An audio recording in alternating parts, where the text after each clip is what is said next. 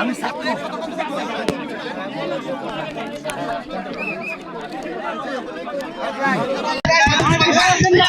দর্শক আমরা দেখতে পাচ্ছি যে ঢাকা বিশ্ববিদ্যালয়ের টিএসসি চত্বরে কিছু শিক্ষার্থী রাস্তায় শুয়ে অবস্থান নিচ্ছে। তারা বলছে তাদের ক্যাম্পাস তারা থাকবে, অবস্থান নেবে।